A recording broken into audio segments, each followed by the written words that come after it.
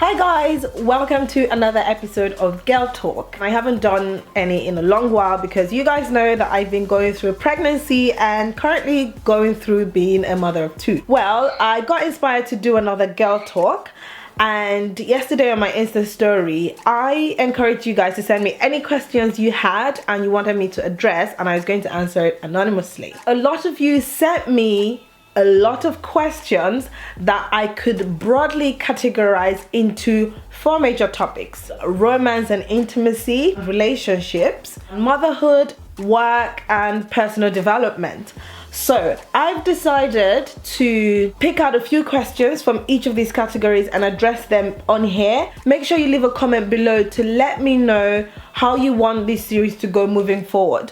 Would you want me to choose a broad category and address that in one video, or would you want me to go through each of these categories and pick questions and address all of the topics in one video? You let me know. I want this to be very interactive, so let's dive right into this video. When it comes to romance and intimacy, most of the questions that came up frequently was about people wanting to know how it was for me, people wanting to find out if I was intimate before marriage, and to advise them whether or not they should wait until marriage. I would strongly advise that you watch my last Girl Talk. I'm going to leave a link below because I addressed that in the video. Just make sure that whatever you decide to do, you're fully informed, you are not forced, you're not coerced into doing it. You have made a conscious decision to do this before marriage. Another frequently occurring question was, what age did I have my first heartbreak and what did I do to move on? And a lot of them want to know, should they give love another chance, and what can they do to get over a heartbreak? So based on experience, I've never had my heart broken, but I have gone through heartbreak. Now, I'm gonna explain that. As a person, I'm usually very protective of myself, of my emotions, and I've been fortunate enough to grow up around older brothers and uncles or friends who went through a lot of these relationships. So I could quite easily pick up when a guy was being a player, or I knew that this relationship wasn't going to go far, and I would normally be the one to end the relationship. Now, being the one to end the relationship doesn't necessarily mean that I'm happy ending the relationship, and that's why I would still go through a heartbreak. But I've never had my heart broken in the sense that I've never been dumped, let's just say. As a woman, you might not know what you want 100%, but you know what you don't want. And when you see that in a relationship, it's better for you to address it, and if you know that there's not going to be any change, it's better for you to leave the relationship. So a lot of the times women are stuck in relationships that they know are not good, but you've not actually gathered up the courage or the willpower to get up and leave. And in my case, I had that willpower to get up and leave, to realize for myself early on that this is not the guy for me, and that's why I've never had my heart broken. And my advice to anybody who has had their heart broken, it's an awful thing to go through, and it's an awful feeling, especially when you think about how much time or effort that you've committed to that relationship. But never give up on love. Another question was, before meeting David, were you ever scared that you wouldn't meet a man as great as him? Now, that's a tricky question because in my opinion, you cannot miss what you don't know. So I was never scared of not meeting a man as great as him because I didn't know what it was to be in a relationship with a man as great as him until I met him. It's all about staying true to yourself. I knew what I wanted in a relationship. I knew what sort of partner that I wanted. I knew what goals and ambitions that I had, and I had to make sure to end up with a partner who will support those. So as much as I had a couple of relationships before I met David, obviously meeting David made me realize that this is a great person to be with. This is somebody who supports my dreams, my vision, and the same goes for anybody out there.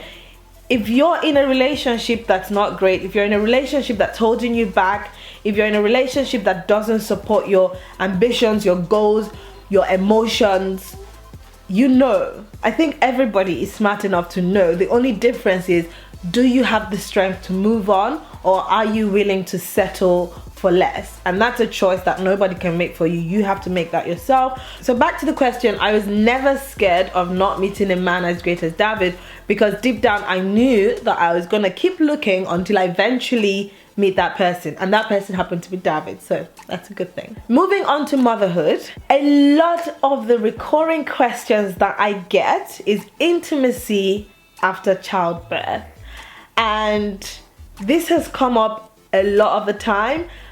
I mean, my suspicion is that it's actually coming from women who haven't yet had kids, like young girls who watch me, rather than mothers who watch me. And that's not surprising, because before I got married and before I had kids, it was a question that came to my mind a couple of times, like, oh, do married people still have intimacy? Do mothers who have kids still have intimacy? That was something I was very interested in knowing, so I'm actually glad that people have the courage to ask the question. Now, to answer your question, intimacy after childbirth is absolutely normal, and that depends on the relationship and the chemistry that you have with each other. And that's why it's very important to make sure that you have chemistry and you're physically attracted to the person that you end up marrying. Now, childbirth on its own can bring about a lot of physical changes that might slow down said intimacy in a relationship, and it depends most times on the method of delivery. So sometimes with women who have vaginal delivery, you definitely need time to be healed properly down there. Actually, it doesn't only depend on the healing process. Women go through a lot of hormonal changes, a lot of physical changes, like you feel like you're not comfortable or you're not ready to be intimate, and it can take you a long time to be able to get your mojo back. And if your partner loves you for who you really are, he will be absolutely happy to wait. There's so many other things to be doing in the meantime that does not involve cheating, just saying. But childbirth in itself should not be the reason why couples are not intimate. At the risk of being a little TMI, there are a few things that I didn't know before I had babies. I have this friend when I was in uni in England who had a baby, and I wanted to know like what happens during intimacy when she's breastfeeding, because I know that it's a point where your breasts are filled with milk. So what really happens? And I actually outrightly just asked her, listen, does your husband drink the breast milk? Of course the answer was no. So then I was like, so then what happens during the intimate session?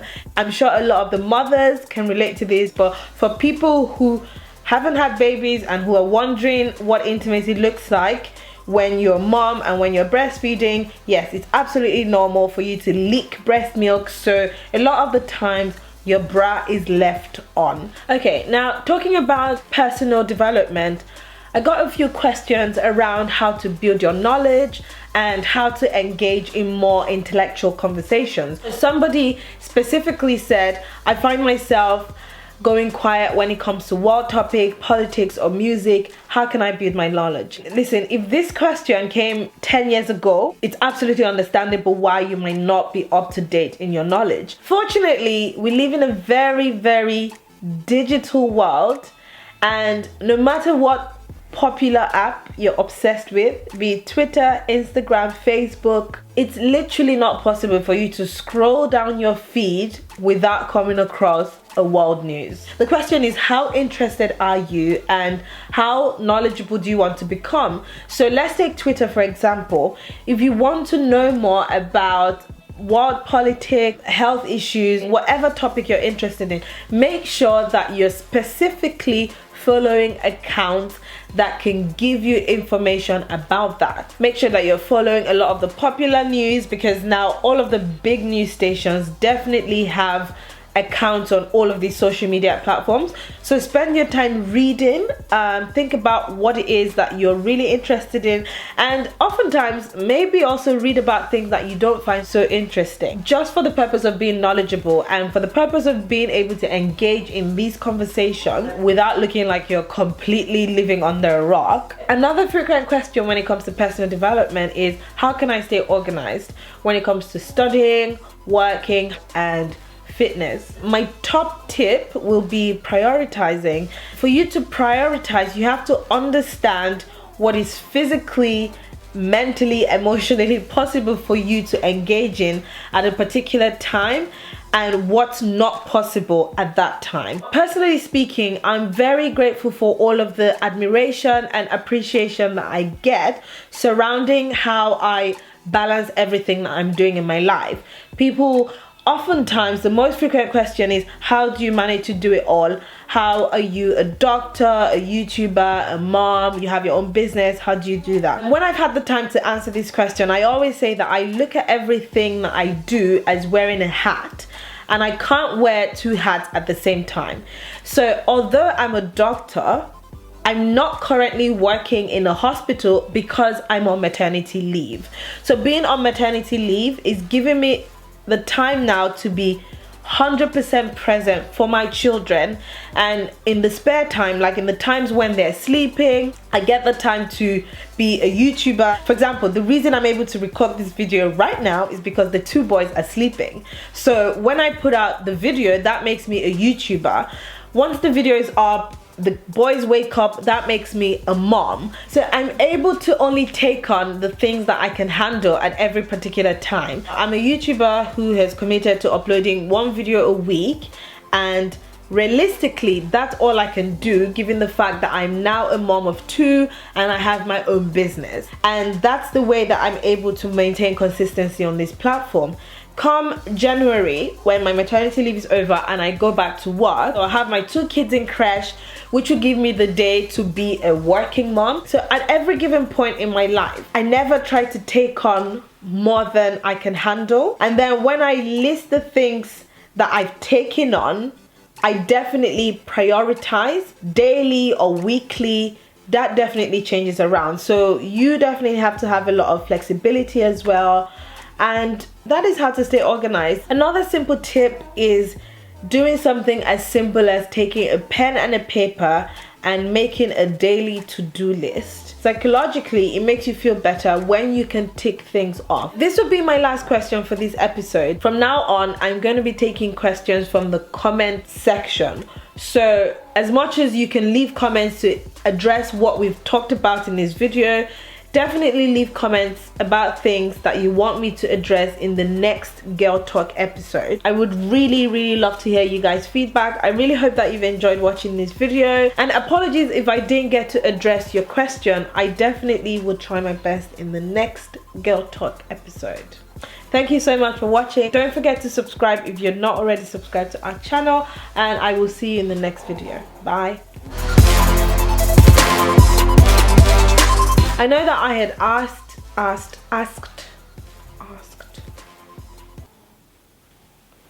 I know that I had encouraged you guys to send me